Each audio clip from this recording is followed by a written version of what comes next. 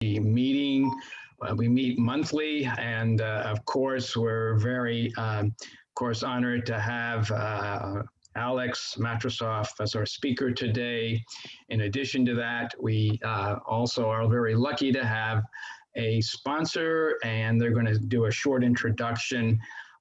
In addition to that, you might have received a link for a form for a survey you can fill out. And if you complete that survey, there is a voucher for Grubhub for $30. So thanking you for that. And of course, always thanking all our sponsors. We are a free organization, 501c3 meet, and of course, we can't operate without volunteers and sponsors. So before I continue to talk anymore, I'll just turn this over to Linda when you're ready, and thank you. Absolutely. Aloha, everyone. My name is Linda Maloney. I'm with Microfocus, and we're sponsoring this OWASP meeting. So I am a Fortify specialist here at Microfocus. Unfortunately, I had been with the company for a very short period of time, 4 months. But I do want to share that I have been with the organization prior to back in 2010 to 2014. So very familiar with application security. During my, quick, 5-minute discussion, what I want to do is, spend some time speaking to you about, the importance of application security. Why it's important? Why should you care? Every organization that we have spoken to have spent and also you guys have spent a great deal of security budget and all sorts of security solutions, protecting your perimeter, your network endpoints, buying tools like IDS, IPS, firewalls, AV, identity and access management solutions, and the list continues. But sometimes you have to just stop and ask yourself, where are the attackers hitting? Where are they going after? And the U.S. Department of Homeland Security has stated that 90% of security incidents result from exploits against some sort of defect in software and applications. So if you're asking yourself, where are they going? What are they hitting? Well, they're hitting some of the weakest points, and that's your application. Because a lot of organizations haven't really deployed a very mature, extensive application program. And so what we've done here at Fortify is created a suite of solutions that can help get you to your objectives, your requirements, your needs. We offer solutions and support for your company, supporting your application development efforts, your rapid release cycles, having solutions that test and scan your applications, identifying any sort of security vulnerability that can be exploited, but trying to catch them as early as possible. So in terms of the solutions that Fortify provides, we have static analysis solutions, our Fortify static code analyzer. And what that does is help you very early on in the SDLC by identifying vulnerabilities in your source code. So as a developer is writing, their first line of code, they can be scanned by Fortify SCA, and we will identify any sort of vulnerabilities that developer has written. And one of the features I want to talk about very quickly in Fortify SCA is our is our feature called Security Assistant. And what's great about it is that while your developer is writing code, you don't have to go through a build, put it through the compiler, and run it through Fortify. As a developer is writing code, they will be notified immediately because of the code will be highlighted if there's a vulnerability written in it. And what's also great is that we don't just say, hey, here's a highlighted area, you've got a vulnerability, fix it. We're going to educate your developers because education is really important because developers are not security experts. So we educate them saying, hey, this is what you've written. This is the type of vulnerability you've written. Let me give you some guidance to how to fix it. And if you want other links to information about this particular vulnerability, we provide that for you. So it's not just a solution that says, oh, here's a vulnerability. We're going to help train those developers. We have a dynamic solution called Web Inspect, and what it does is detect security vulnerabilities, configuration issues in your running applications, and it does this by simulating real-world attacks on a running application. so that you can take action. And just like Fortify Static Code Analyzer, it not only gives you the line of code detail, but it tells you again, vulnerability information. What is it that you've written that is in the code that was identified? What are the implications? If I don't fix this, what happens? And provides best practices and ways to just fix that or remediate that vulnerability. Another component we have just incorporated in our Fortify solution is Sonatype. So as you know, developers are not going to waste time. If there's code that's written to do a certain action, they're not going to rewrite it. They're going to cut and paste it and put it in their code so they can focus on, building new features in an application. So they incorporate a lot of open source components. Well, if that's running, that's part of your application needs to be scanned. And so we partnered with a company called Sonatype, so that when you run a scan, you can also scan your open source components, which is huge. So it gives you more coverage, right? Protecting that application. And all of this information, all these results get uploaded into our central repository called Fortify Software Security Center. And it's a centralized repository. It provides you with all the reporting, the dashboards, the visibility to the risk of any and all applications that you have uploaded to it. You can slice and dice information, looking for trends that are happening within maybe a certain business unit, or certain types of vulnerabilities you want to see, where do they exist in the applications I currently have. It's a great reporting structure and a great way to just monitor the risk profile in the organization. The overall benefits that we offer in application security is that we do offer, end-to-end solutions encompassing your whole SDLC. From the time that your developer writes code to the time that your application is in production, protecting that application. We're giving you the ability to have different deployment options.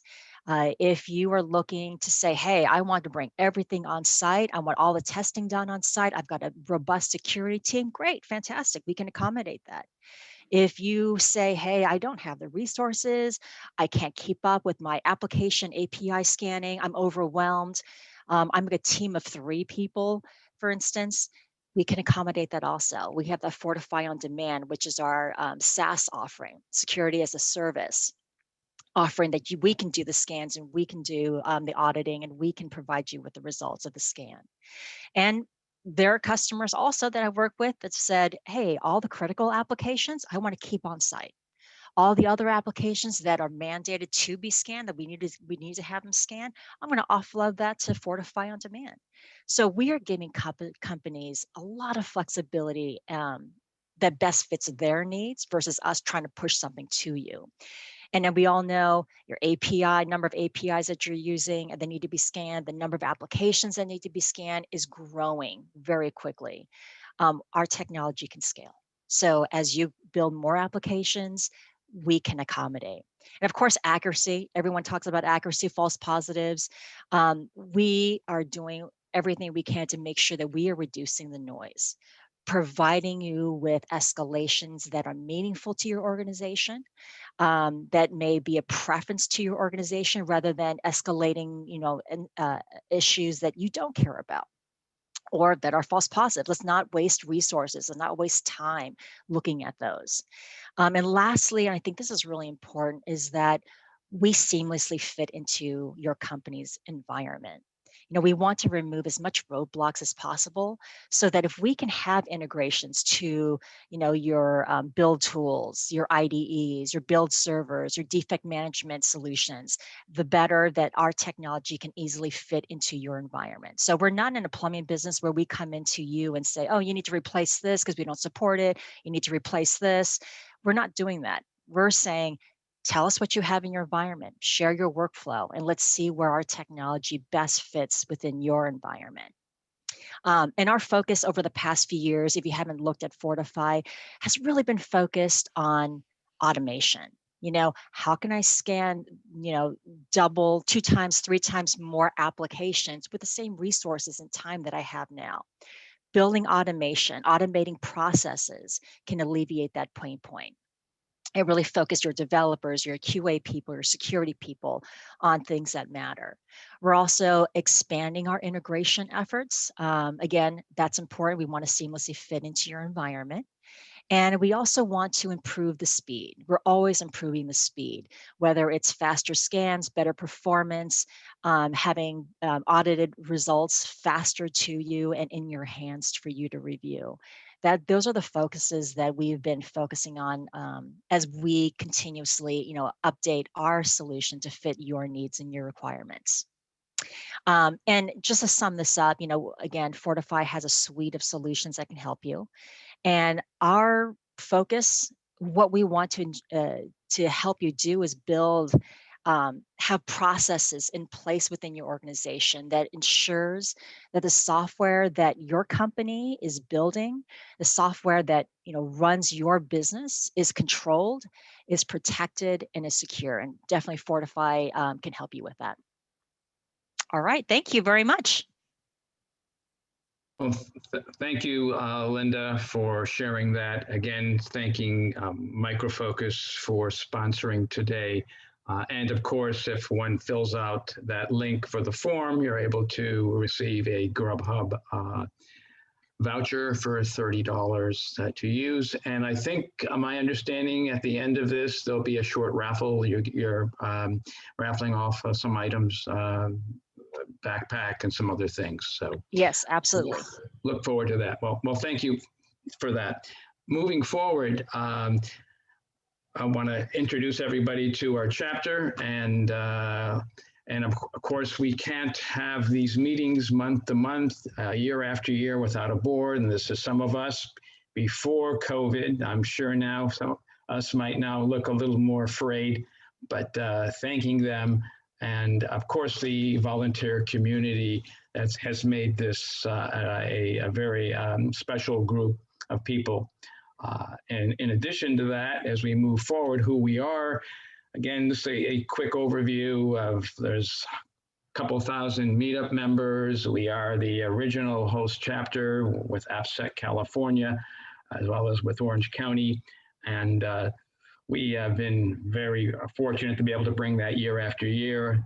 Sorry, due to COVID, this year we will miss it, but we're hoping certainly next year to be back at the beach at some point. In addition to that, it's a great place to network and connect.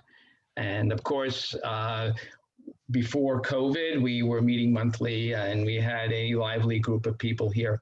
And it was the fourth Wednesday of each month. So be prepared. We hope to be there again soon. But in the meantime, we'll just stay virtual so we can all stay safe and well. And we pride ourselves, of course, on world-class speakers. Again, thanking Alex Matrosov for joining us today. And real quick, before I turn things over to him, of course, OWASP, most of you know who we are, but we are a worldwide organization, a open source, free community, of course, to improve software security. There's many tools and resources and standards and checklists and cheat sheets and and frameworks. And of course, some of these are, I'm sure you're used or familiar, reference, OWASP Top 10 and ASVS, ZAP, many, many more for IoT and all kinds of fun things we can certainly become busy with. In addition to that, some of our locations across the globe, as you can see, there's a couple 100+ chapters and, believe it or not, 56 countries. And I think most of them are lively and have a community. So we feel very special and thankful for that. Of course, if you want to connect with us locally, in the meantime, social media, you know where to find us.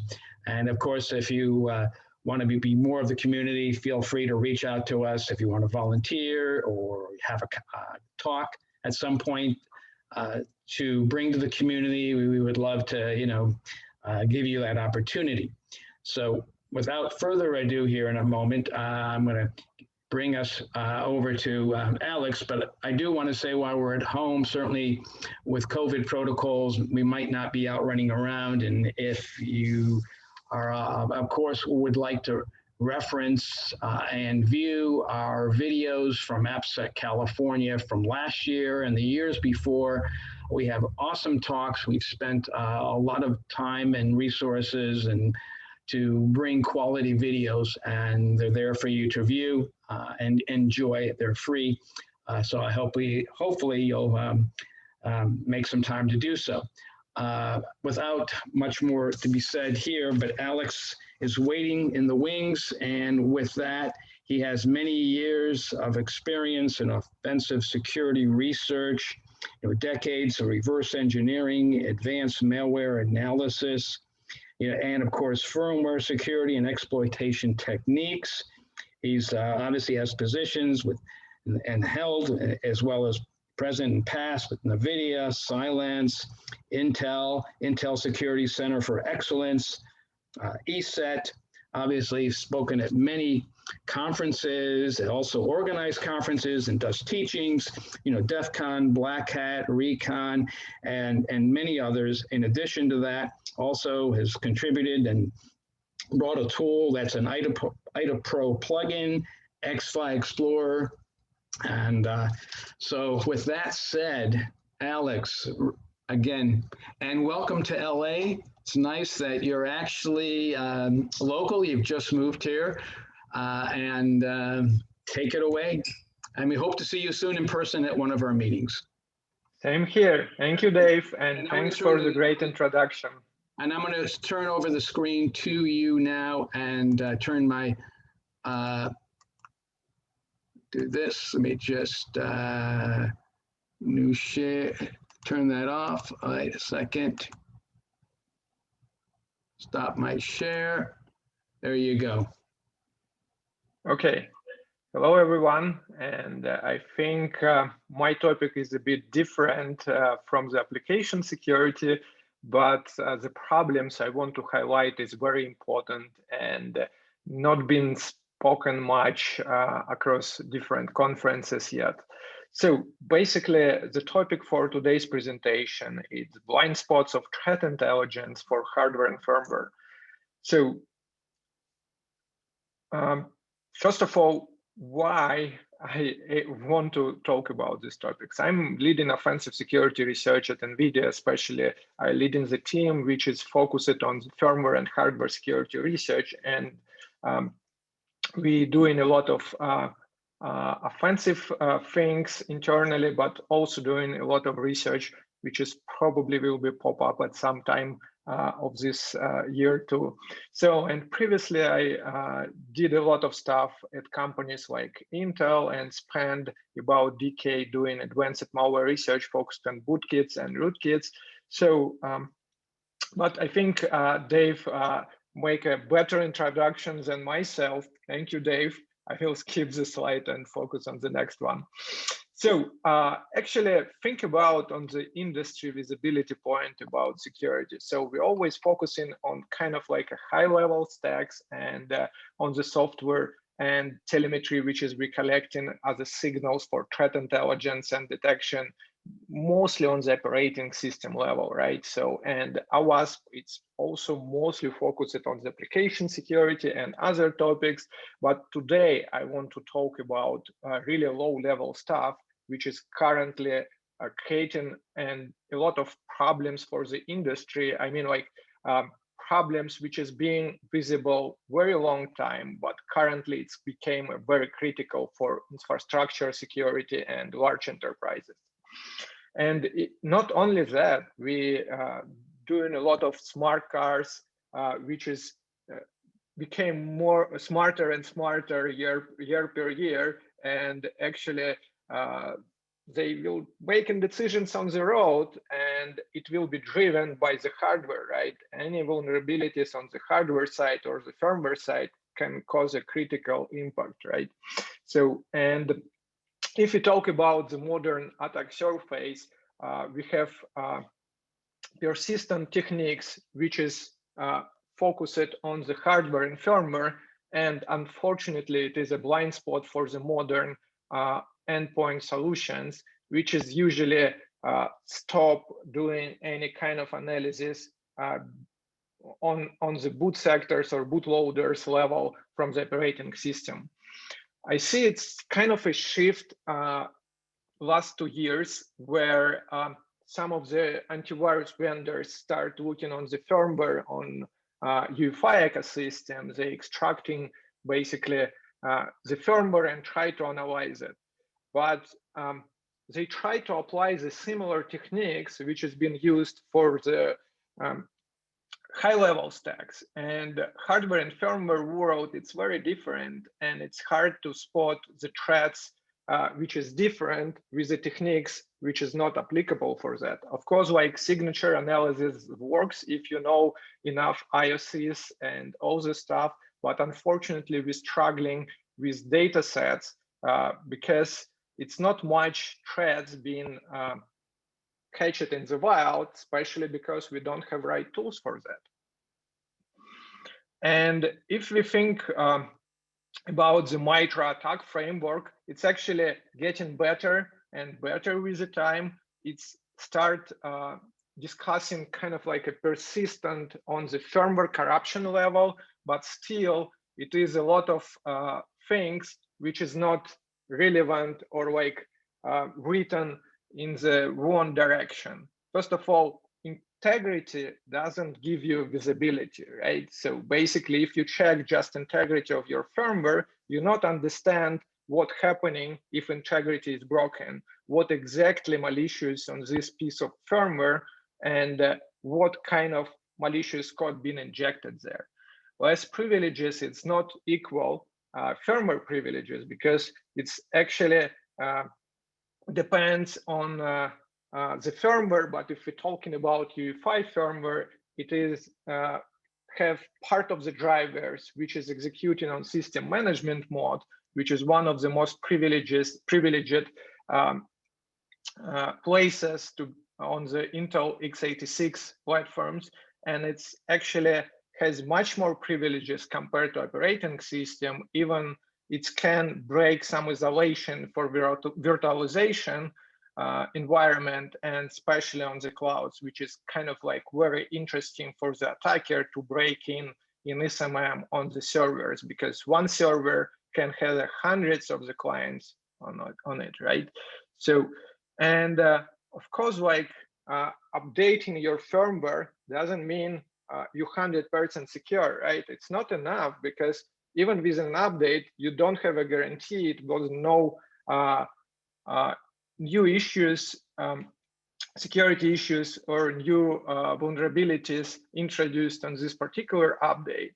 But also, it doesn't mean this vendor even patch all the 1 days, which is known, right? So also broken integrity doesn't say much about the actual impact, which is super important for the investigation and actually threat intelligence and forensics. So I would say we don't have enough signals coming from hardware, firmware, and we need to collect in the similar way how we're doing for operating system and higher level stacks. I was talking about advanced threat evolution and researchers' arm race on many conferences in 2019, when actually I was able to participate physically on these events. And I was given this keynote where I was basically talking about 3 different worlds where we have firmware, hardware, and operating system. And actually all the policies between all these 3 layers, and actually transitions between these layers and transition security policies is disconnected. So we have literally 3 different worlds which exist across our hardware ecosystem, and we, in the best case, we have only the visibility on one of them. It is operating system. And I like this phrase from Matthew Green, where he was actually highlight the problem where we don't have enough visibility on hardware trust, and we need to trust crypto accelerators, which is basically cryptography implemented inside the silicon, inside the hardware. but we don't know much about how this hardware being get done, how we can trust this hardware, right? So that is brutal. But let's focus on kind of like threads being discovered recently. So mosaic regressor was found by Kaspersky Lab, and actually it's kind of like interesting because it's used very old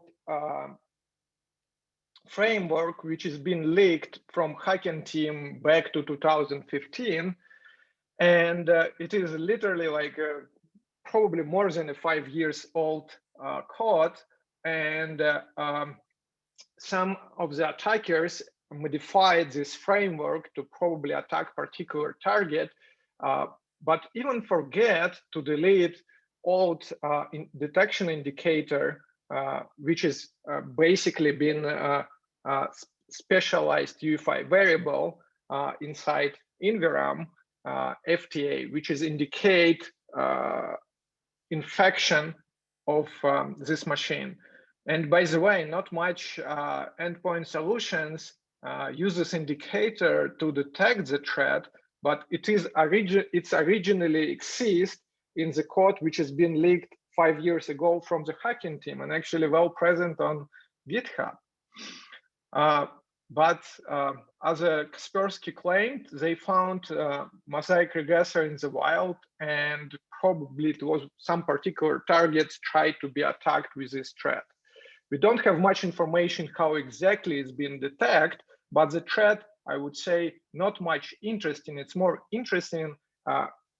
This old code still can be stealth from modern endpoint solutions. And actually, mosaic regressor as a UEFI implant looks very lame, in my opinion, compared to previous threats detected in the wild, like LoJax. Anyway, so it is nothing advanced there on both of them. And it is literally show us limitations of current security solutions, and we need to focus on improving this, because without thinking about the hardware and firmware visibility in terms of detections and threat intelligence, we basically losing like huge part of visibility, and the attackers can use it for critical impact on infrastructures of the companies, or basically we go into the world of Industry 4.0, where the factories will be driven by artificial intelligence and robots, right? So, and all these devices has a firmware, which is became critical part and can cause $1 million of the companies. So basically, how we can split two different problems in this particular case with mosaic regressor. First of all, defensive technologies coming from hardware vendors, in many cases disconnected from reality, because the people who developing it not really tracking the techniques which already well known on the public, or like they are not threat researchers, they're hardware architects, right? And endpoint vendors don't understand enough firmware specifics, which is brings there in the place where it's their detections and their technologies not really adopts on the firmware realities. And if we talk about the platform goods, we are losing the visibility of the threat intelligence and detection informations back down to the stack, right? So basically, we have this separation between three different layers, like hardware, firmware, and operating system. But even the threat modeling for these particular layers is different. So I would say in many companies where developing the full stack solutions, hardware, firmware, and some adoption of operating system, it's different teams, right? So the threat modeling get done differently, and these disconnections bring some uncertainty on some crossing the paths or boundaries between these three layers, and sometimes it causes critical vulnerabilities. Nowadays, it's hard to actually spot real boundaries between these three layers because we have a lot of connections between firmware and operating system, as example. Even just if we think about not simple but important feature which exists quite a long time already, secure boot, right? So it connects trust boot process between firmware and operating system. And actually the hardware, it should be root of trust baked inside the hardware. Sometimes it happens, sometimes it's not, but we will talk about this a bit later. But also if we think about the issues which has been reported for firmware, it is a significantly, like vulnerabilities reported by firmware, it significantly increased year per year. So, and if you look on the last 3 years, basically percentage twice as every year. So, also I want to pay attention on some things which is happening on the security communities focused on UEFI specification when, as example, threats, they're thinking, of course, about the threats detection, but the claims like threats can be identified by analyzing security requirements and platform diagrams make me sad because like all the security requirements and platform diagrams are just like requirements which is probably can be changed in the actual implementation. And if you just catching the threats before actual design and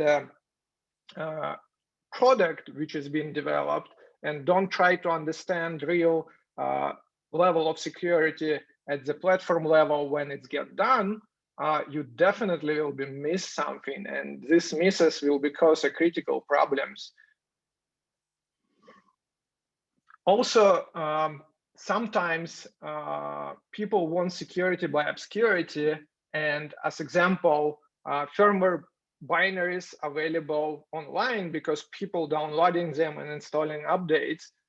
In case if we will be hiding them, that will be not reducing actually the problems because like dump the firmware from the device, it's not a big deal in many cases, but basically don't have direct access for updating your device, that will be cause bigger problems, right?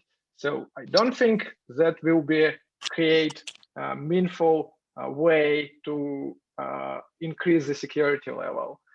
So, and if you think about like the binaries, it's enough for researchers? Of course not. If you're providing more visibility on the technology level, like specifications and how the technology actually works, it will be not helping the researchers to break you. It will be helping researchers to find the problems and report to you. And I think it's what needs to be done on the hardware industry. We need to be more transparent and we need to create more communities connections between different layers. And if you think about it, is also no bug bounties or like the programs which will be try to introduce some bridges between researchers and the vendors. Mostly like when you send in the vulnerability to the vendor, it is kind of like a favor from the vendor side if he's willing to patch it. Unfortunately, it's not right direction to develop connections between researchers and the industry. So yeah, and I was writing this book quite a while, and it is actually introducing some threads from the past and also connections to the firmware level, but it's not about that. I like really this picture with the Kraken, and I think it's what's happening in threat landscape for the firmware and hardware right now. And this guy in the board tried to escape with security architect, which is don't want to think about all these problems at the moment. And I really wish it will be not much security architects like that in the companies. So hardware and firmware security, actually, it's very important. And we have a different microcontrollers around the platform. If you think about the modern laptop, it is like about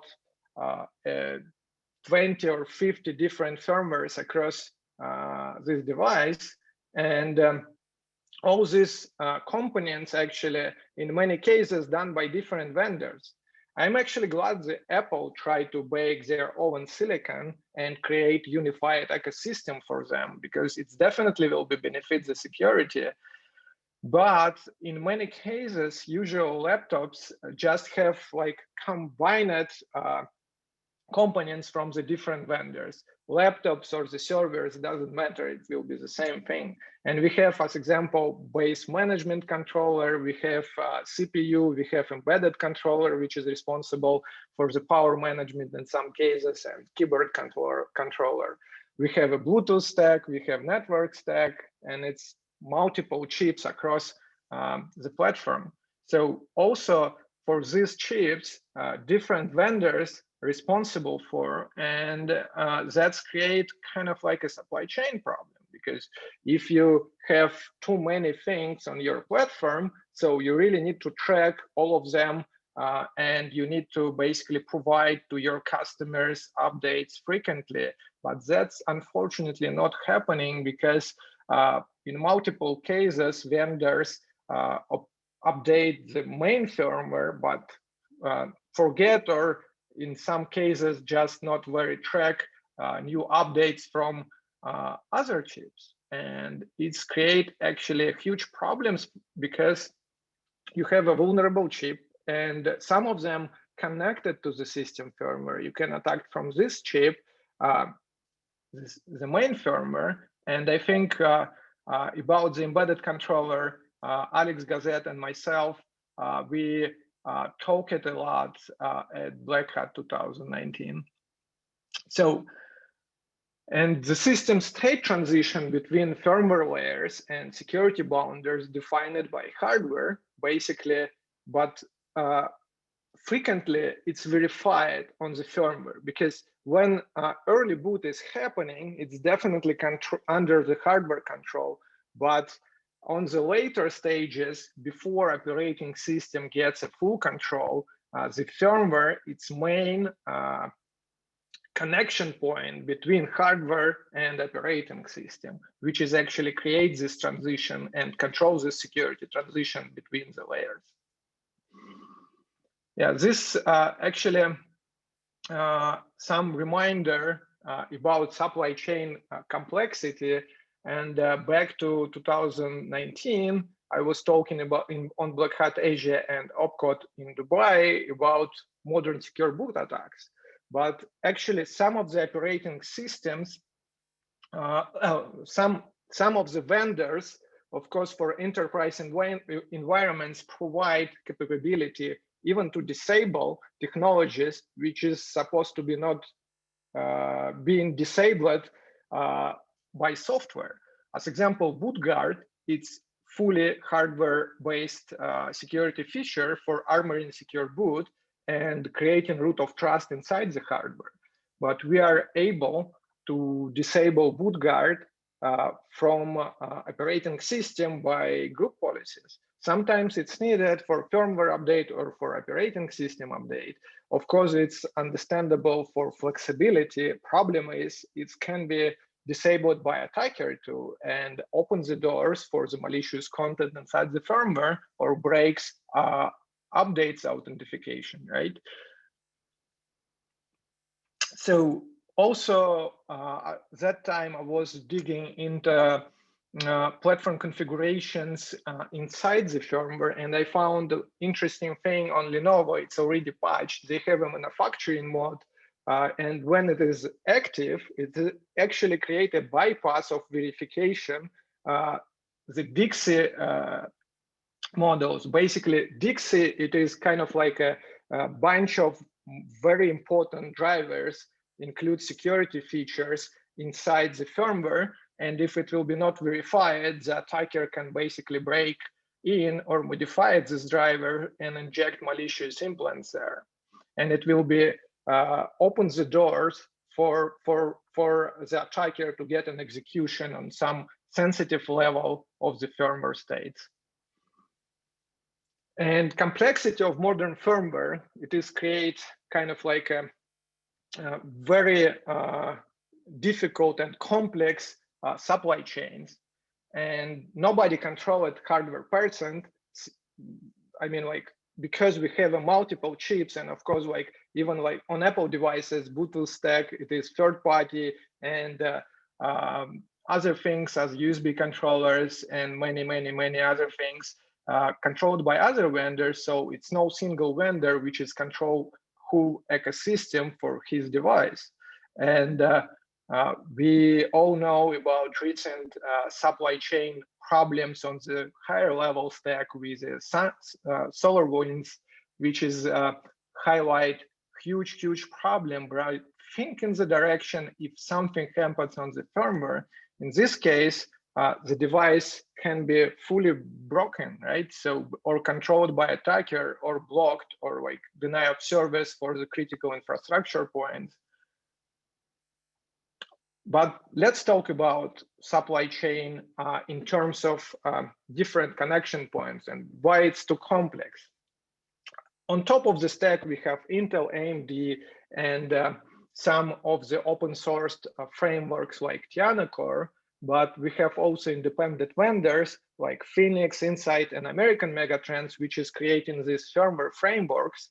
And device manufacturers frequently use these frameworks for creating their own firmwares for devices, or like adopt American Megatrends, Phoenix, Insight code for creating like kind of like reducing the time of developing new device. So basically, device manufacturers in many cases focus it more on the hardware side compared to the firmware, because significant part of this code been written by third parties, which is developed these frameworks like Phoenix and American Megatrends and others. And original equipment manufacturers like Dell, Lenovo, HP is basically on the bottom of the stack, which is reused all these components and frameworks in their devices.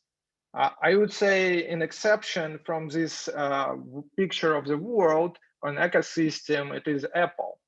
Apple tried to create everything themselves, but even Apple has some chips which is not controlled by them. I mean, like third-party firmware blobs come on these platforms too. So, and original equipment manufacturers actually write less than 10% of the code which is inside the firmware device, inside device and firmware. So, and if you look on this picture, you can understand how complex supply chain looks like. And if you think about more, as example, vulnerability in the Phoenix framework, Insight or American Megatrends can affect not one device, it can affect multiple devices. It will be kind of like a similar problems which we can see on the top level stacks when some component or library can be reused on different directions, like WebRTC on modern messengers, and vulnerability there can be cause very huge coverage for different types of devices. So, and comparing boot process, how it's changed with the legacy BIOS to UEFI, in some level, we get more control and visibility, but also think about this. We have UEFI boot, which is basically kind of like operating systems themselves, because it has multiple things get done in the way how the operating system behave. And UEFI firmware actually drive the boot process, original boot process for operating system. Basically, transfer the control on the upper stack bootloaders, which is initialize operating system memory and other stuff before it is getting to the login screen. But if you think about the bootloaders, it's still there, and it's not much things change. In the legacy BIOS, we have a boot manager and winload, and in UEFI world, we have a boot manager.uefi and winload.uefi. In legacy stuff, we just have a different extension like exe, but of course, like it's totally different applications. I mean, bootloaders changed it very much and became very, very complex. But we need to think about how we can create this transition, and in these terms, secure boot as a technology should help us. But if you think about what actually ESA tweeted in the last year, so it's been a kind of like interesting, like, I don't know, concept. It's concept or real threat, catch it in the wild, because it's no information about it was really catch it in the wild.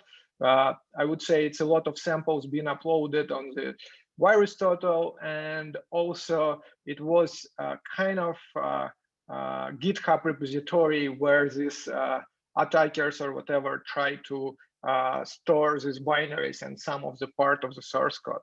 So basically, it's very simple ransomware where they try to modify the bootloaders. They attack only Windows 7, where Windows 7 start using UEFI, but was no secure boot baked on operating system properly.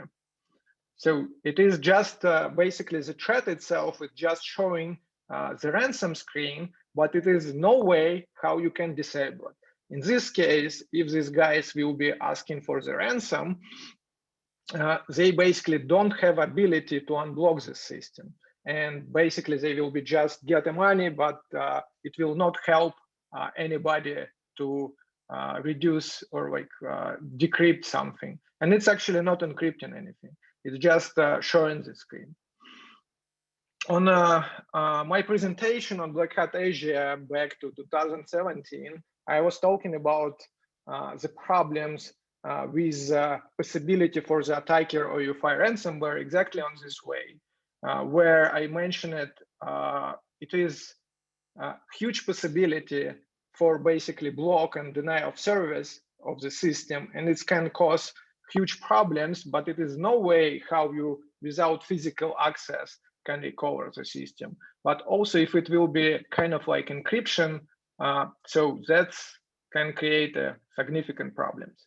Also, if we talk about the bootloaders, recently it was vulnerability found on the Kaspersky bootloader, which has been introduced and used on some of the servers.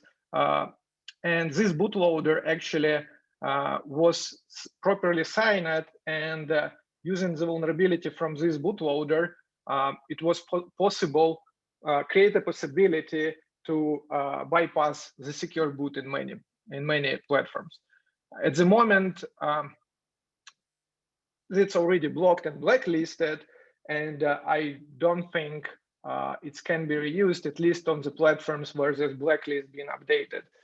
But that's create an interesting point where signed, it is not equal trusted, right? Even if it will be signed by very trusted vendor, so everybody don't have guarantee this vendor can be hacked, right? So we anyway need kind of like visibility on what we are updating in our devices and what kind of firmware we downloading from the vendor side and get into our device.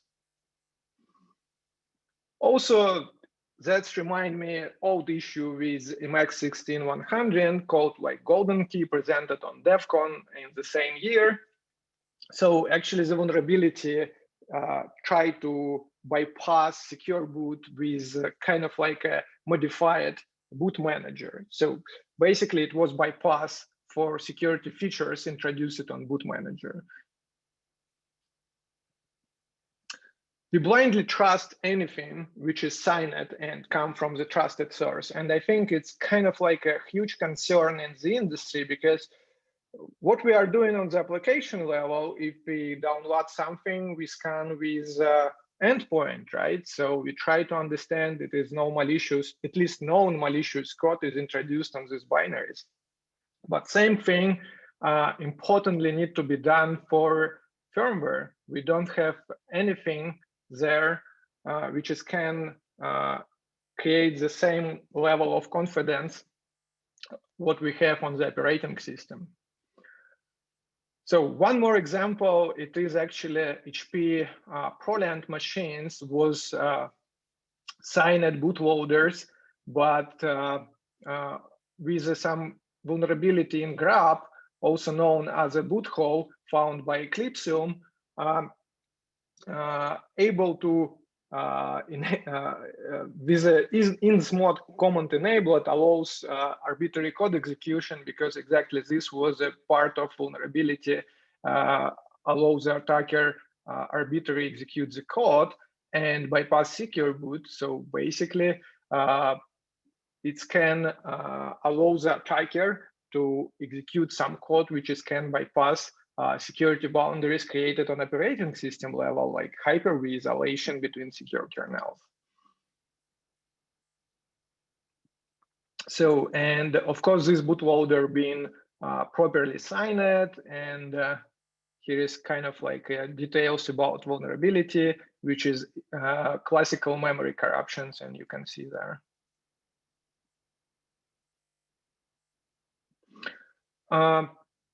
Also, talking about open source bootloaders like grep, it's create like huge diversity of open source ecosystem, which is bringing some inconsistency to the boot process and the late stages of the boot. Another good example, but a bit differently done, it is Intel CSME vulnerability from 2019, where this issue basically being in management engine ROM. What that mean? It's small piece of the code, which is early stage ROM inside the platform, and it's immutable. That doesn't mean Intel can patch it, because it's part of the ROM which is baked inside the silicon. Unfortunately, a lot of machines are still vulnerable by this issue, because it's not really old machines, and it's in the wild. But this actually demonstrating the problem, which is pointing us to the place where we can see the issues, which is not easy to patch. It is basically inside the hardware, because this particular boot ROM, which has been vulnerable for this CVE 2019-90, it is immutable. It is inside some small SRAM on the silicon on the chip. Of course, it can cause a critical system failures, but let's talk about different stuff. The boot time software supply chain only increasing the complexity. And what happening, I would say, I really like this picture from Peter Wood presentation from Platform Security Summit, when he was talking about complexity of attack surface and increasing the privileges. So basically go down to the stack, you increase your privileges. And also, as example, we have some isolations like hypervisors and modern operating system kernels, but when we go, it's basically reducing the attack surface. But when we back to the hardware, it is extended again. And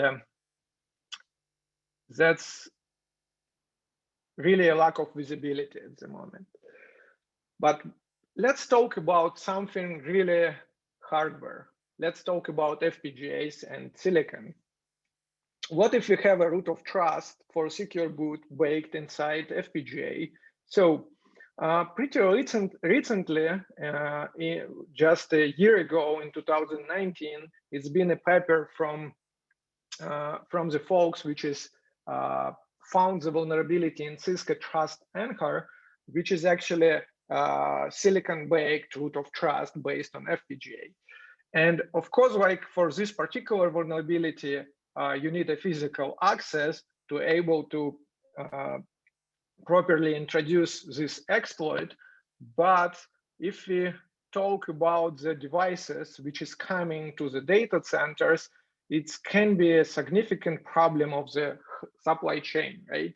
Also, little bootloaders inside FPGA is immutable, and the links on this website or on this slide is actually pointing to the research which has been done by Sergei Skorobogatov from Cambridge, where he found vulnerability on FPGA bootloader from Intel Max 10. So I want to get to the point, so we still really blindly trust anything which is baked to silicon because we have zero visibility there. And hardware implants, unfortunately, it's not a rare thing. This picture on the right side, it's from the blog post of F-Secure get done some research, and they found some counterfeit devices from, like, it should be like a Cisco router, but it is a bit modified with some of the implants, which was very interesting. I really recommend you to look on this reference. And we really need to pay attention to hidden attack surfaces, which is actually hiding on hardware and firmware levels. Thank you very much.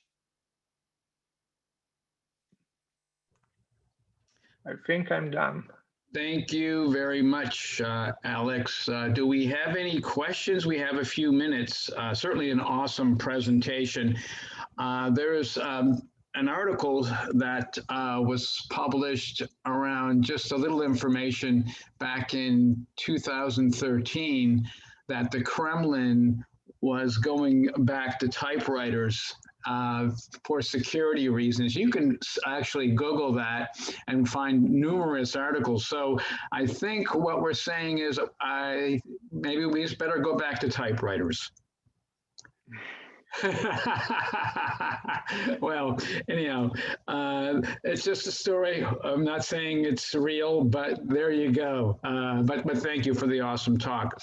Are there any questions that come across the chat that we might have for Alex?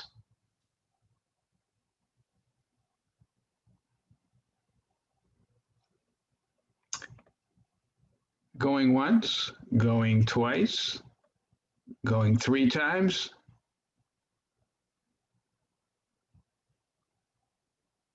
Well, all I can say is you said it all.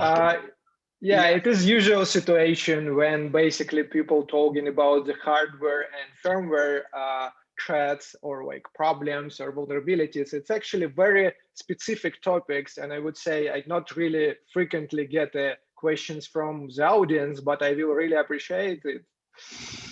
Well, it just shows you're doing a good job. You're way ahead of everybody. we don't. Is there a question coming across? Let me see now. Yeah, I see a question. See that there in the chat? Hold on. Go ahead, Neil. I'll shut up. Oh, yeah, no, it looks like Matthew's asking, what can we do? I think just around, what are some ways to, sounds like, what are some ways we can circumvent or mitigate risk? So I think we need to really create kind of like a closer connection between hardware manufacturers, operating system developers, and of course, security vendors, because all this collaboration will be benefit future security solutions. And currently, because all these layers is separated, in most of the cases, it's too late when the hardware already baked in silicon to introduce new security features, and it's too late basically for operating system of adopting it, right? So basically, if it was done in full isolation, let's say, let's talk about the memory isolation, right? So virtualization on x86 systems, it's basically evolved a lot. And we currently get on the layer when we can isolate virtual machine from the virtual machine. I mean, from the firmware, all the virtual machines can be isolated with memory encryption, where VMCS structure is encrypted and protected. But it's get like literally 10 years for the industry to get to this point. And I think it's very, very long time of the period, very long time to get there. And for creating kind of like a smaller feedback loops between different industries, but focus it on security, we need to create better collaboration between of them. And I think it's one of the most important points which need to be done. And I see a lot of things happening in this direction, but it's still not enough. All right. Yeah, it looks like we have a couple other questions here. So is physical access always required for these vectors? Not really. So basically, if you think about delivery, can be staged, right? So basically you have vulnerability in the browser, and exploit chain for the browser can deliver some payload, which is can get into the firmware. So I wish it will be just a physical access, which is can get give an opportunity for the attacker, but unfortunately it is not. But of course, cost for this chain it's quite higher, but in terms of impact, it is also very big. All right. Another question we have is, sounds like, how can someone get started in this field if they're brand new to InfoSec? Start reading, start from my book. I'm kidding. So it's like you just need, it's hardware security, it's a huge field. You need to understand which direction it's more interesting for you and start basically digging on some blog posts, or like try to understand vulnerabilities which has happened before. You can learn some background or the failures from the previous ages, and then you can start doing something for the modern platforms. I think that's direction how everybody get into the research. All right, great. Another question we have is, does this mean we can't trust anything from China? I don't know if that was a serious question or not. I think it's, yeah, it doesn't matter which country, but if you don't control or you don't have transparency on the hardware, the answer will be yes, because basically you get in a black box, right? You get a device, you not understand what the hardware is. And actually, if you don't have verification for your hardware, it's actually the same as vendor claim, or like implementation is similar as specifications tell us, right? So yeah, I would say it's difficult, but I think it's create a lot of barriers about like trusting the hardware coming from the overseas. Yeah, that's correct. Got it. Next question is, I wonder how many chip manufacturers contracted out their microcode, and so when it gets down to it, they have no idea what their chips will be doing. So basically, microcode is baked by Intel. Nobody get a visibility on it, and mostly all the vendors just gets binary blobs, right? So vendors don't have much visibility on the code itself. They do have probably some documentation under NDAs, but not code level visibility. Yes. Got it. Is the hardware more vulnerable if you're running Windows or Linux? So if you think about the hardware attack vectors, they not really connect to operating system. I would say let's talk about the delivery options, but the attacks which is need to be done with a physical access, it doesn't matter which operating system you use. If you're talking about delivery for remote vectors, when basically the attacker want to flash on your device some malicious firmware update, I would say mostly all the operating system are equal in this case. I would say Windows have some things get, let's say this way. Linux ecosystem is very diverse, right? So, and it's hard to say Linux ecosystem it's more secure than Windows or Windows is better than Linux. We need to talk about particular vendor or particular distribution. But in general, I would say because of the consistency, Windows probably a bit better. Oh, that's interesting. Okay. Another question is, which organizations are trying to bring together all vendors to solve the trust problem? Are any technology coming up with that we should keep an eye on? But I'm not talking about Linux security, right? I'm talking about really literally about firmware security from the prism of operating system level of delivery malicious update. Yeah, I will do some disclaimer for not creating the holy wars. Right, yeah. No, that's a good point. Okay, what is the question is the next one? So the last one I just read was, which organizations are trying to bring together all vendors to solve the trust problem? Are there any technologies that we should keep an eye on? So I think Unify Forum tried to do it, but still it's not much connections. I would say NIST tried to create some standards, which is basically bring some top level requirements which need to be followed by all the vendors, but they don't have any enforcement on the vendor side, right? So it's the recommendations. So I would say it's currently it is a problem because the vendor can claim any security feature, right? But we can't check if this feature really been implemented correctly or follows the industry standards. But feature is there. We don't know about the implementation or quality of it.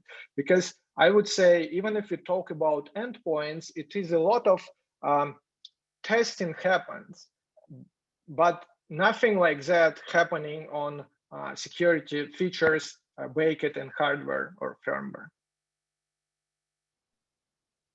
Got it. Wow, there's a lot of questions coming up here. And we've got like 6 minutes left, so I'll try to get Let's get these. 2 questions. And, yeah. What is the future of the effectiveness of automating cybersecurity services, such as those that utilize AI? Where do human cybersecurity professionals stand as a workforce? And do we have to be worried about being replaced? So it's a tricky question, but I would say for artificial intelligence ecosystems, it's a lot of hardware involved, right? So, and especially, I would say, like, if we use some specialized hardware, which is need to store the models or like creating inference for these models on the hardware on the fly, it's very sensitive data, and really it's a lot of problems for this ecosystem can pop up. It depends on the vendor and on particular hardware, but I would say hardware problems really reflecting on artificial intelligence ecosystem. I wish I answered this question, but it is no easy answer, unfortunately. Thank you. Next question is, wouldn't it be best to bring manufacturing back onshore? So definitely, like for the critical infrastructures for defense and other things, we need to have the local manufacturers, which has 100% transparency for these organizations, right? I'm not saying like all the hardware need to be baked on the countries and separate all the markets from them. It's not possible because for commodity devices, it will be increase the prices on in many times. So it's not possible. I would say it's too late. Got it. What are your favorite 3 tools, software or hardware, for testing hardware?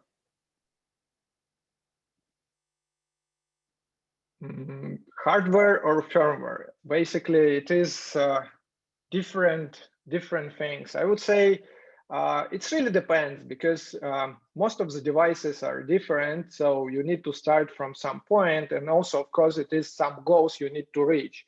As example, if we're talking about extracting the firmware from some microcontroller, so that's definitely, first of all, you need to start from reading the documentation. And in this case, PDF reader will be my favorite tool to start with.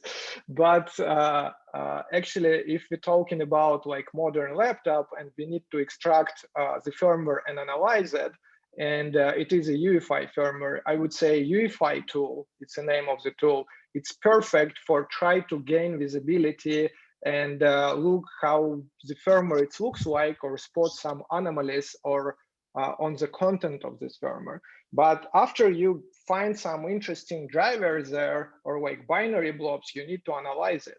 And it is a plugin which we created recently with my friends called UEFI Explorer. So it's kind of like a plugin which gives you a lot of features to make reverse engineering of UEFI firmware more easy. As example, like it's try to highlight all the protocols. It's equivalent of APIs in the UEFI world, and you will be it will be much better and feasible to understand the logic of this code. Yeah, so probably it's my favorite ones. Got it. Okay. And then another question is, do you think that Intel's NDA makes it hard to address security issues with their chips in microcode and firmware? I don't probably get this question. NDAs with who? With hardware manufacturers or with some individual people? Okay, I will put this way. Even for the bug bounties, you need to sign NDA with Intel, and they control the timelines for the disclosure. And sometimes like this disclosure takes for years. As examples of vulnerability, which I mentioned on the slides, 2019-90, it takes literally 2 years from report to the patch.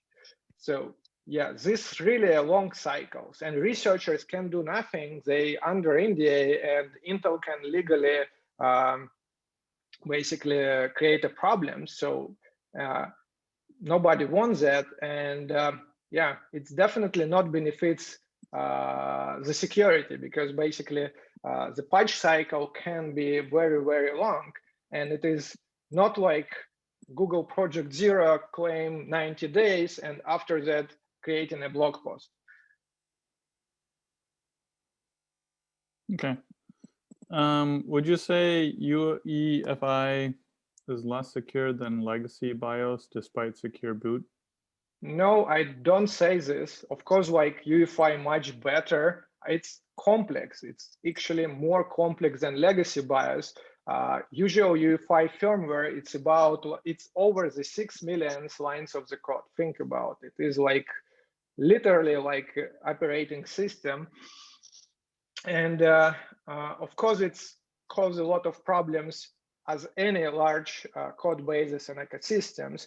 But in legacy BIOS, it was no secure boot. It was no many security features which we have on modern platforms. And of course not, I'm not thinking at all the legacy BIOS is not secure.